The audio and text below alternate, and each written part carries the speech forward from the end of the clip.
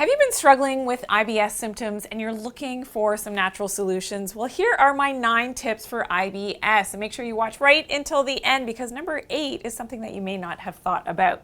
So tip number 1 for IBS is to follow Mother Nature's prescription. What does this mean? This means getting outside into nature, making sure that you're getting natural sunlight exposure, exposing your feet and your bare feet to the ground for grounding to bring in the Earth's electrons to help to combat that inflammation as it's related to your IBS.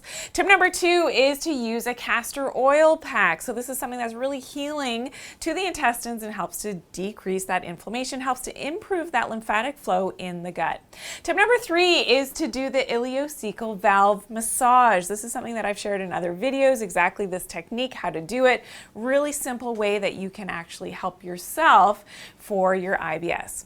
Tip number 4 is to limit your EMF exposure, and I'm talking about the man-made, or it's called non-native EMFs in your environment. You've got to get out of that toxic radiation that is from all of your devices around you.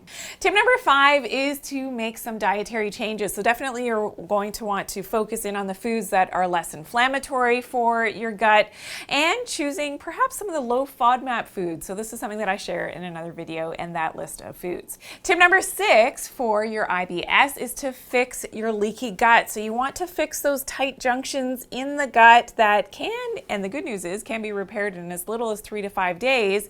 But there are certain nutrients that will help to seal up those tight junctions. One of them is zinc, of course, always with an ionophore with quercetin and a little bit of vitamin C, as well as glutamine, and you have to get enough protein. Collagen will also help with fixing those tight junctions.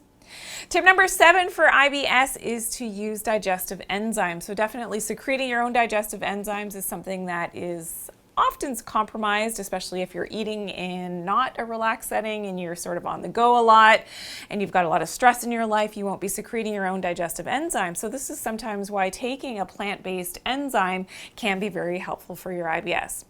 Tip number 8 is doing a parasite protocol. So what is that? That means killing off the unwanted organisms that may be in your gut and may be causing your IBS symptoms. And this is very common, very underdiagnosed in my opinion in terms of mainstream medicine, but even in natural and naturopathic medicine as well. It's something that you really have to get a handle on. So doing a great kill phase, so using herbal medicines, specific ones to kill those parasites, is something that's really helpful. And then of course, always putting the good guys back in, making sure that you're getting enough probiotics, so whether that's the supplement with live microorganisms or of course increasing the probiotic foods in your diet, really important for repairing that gut and helping with your IBS symptoms.